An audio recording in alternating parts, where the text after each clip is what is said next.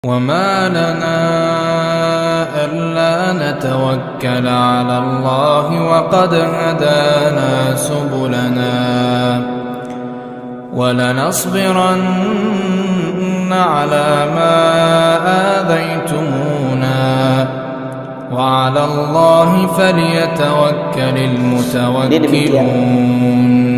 Kemudian hadis yang selanjutnya An Jabir, diriwayatkan dari Jabir juga, redaksi hadis yang lain, anna Nabiy sallallahu alaihi wasallam qaal man akala al-basala, barang siapa yang makan basal, tadi bawang merah tadi ya, basal ya, awis thuma, atau memakan thum, yaitu bawang putih, awil qurratha, qurras kaf ra dengan huruf fa.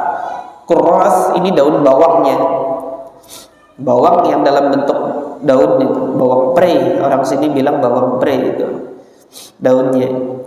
Fala yaqrabanna masjidana, janganlah dia mendekati masjid kami. Ini tadi yang menjadi dalil bagi sebagian ulama bahwasanya yang dilarang adalah mendekati masjid Nabi. Masjid selain Nabi nggak apa-apa. Tetapi ini dibantah dengan redaksi hadis selanjutnya, fa innal malaikata tata'adza, karena para malaikat itu tata'adza, merasa apa? Merasa terganggu.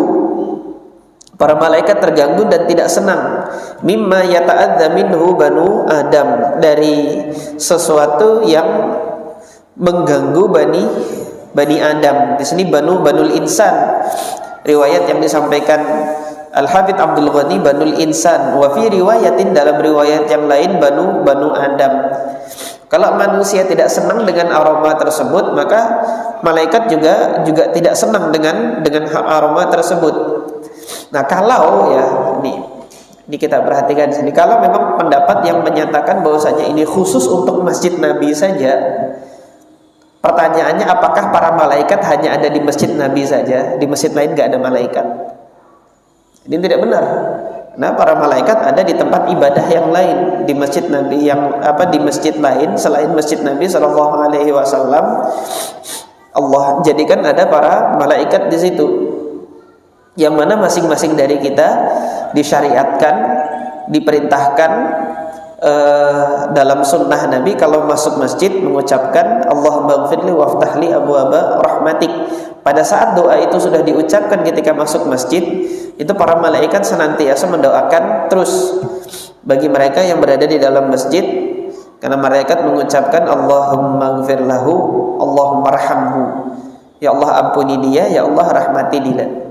Kalau tadi ini khusus bagi masjid Nabi saja, maka kesimpulannya malaikat hanya ada di masjid Nabi saja, nggak ada di masjid yang lain. Dan ini tentunya tidak benar. Ketika itu tidak benar, maka hukum ini tetap berlaku di masjid-masjid lain selain masjid Nabi SAW, yaitu hukum makruhnya makan bawang yang mentah, yang baunya itu masih menyengat, setelah itu menghadiri sholat berjamaah. Apakah hanya sholat berjamaah 5 waktu saja? Tidak. Semua ibadah-ibadah di mana kaum muslimin di situ berkumpul, seperti sholat Id. Sholat Id kan bukan di masjid, di luar. Itu di masa Nabi. Kenapa? Karena masjid Nabi nggak cukup, gitu kan? Masjid Nabi tidak cukup untuk menampung, maka sholat Idnya di luar.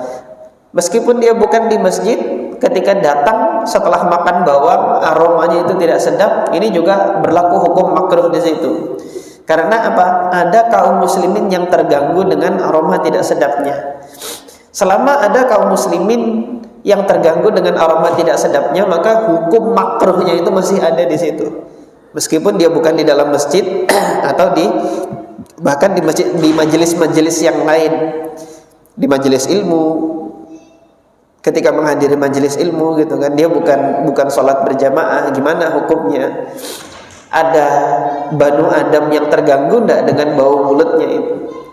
Ada anak cucu Adam yang terganggu enggak dengan bau atau aroma yang tidak sedap dari mulutnya? Kalau ada, maka hukum makruhnya berlaku.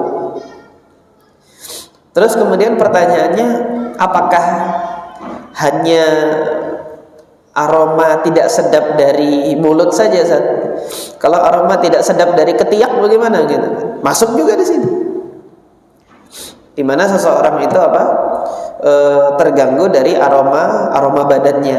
Nah, oleh karena itu termasuk di antara sunnah atau perkara yang disenangi oleh Allah dan Rasulnya itu menghadiri majelis ilmu, menghadiri majelis jamaah, sholat berjamaah dalam keadaan yang terbaik, yang fresh, sudah mandi gitu kan, sudah mengganti pakaian.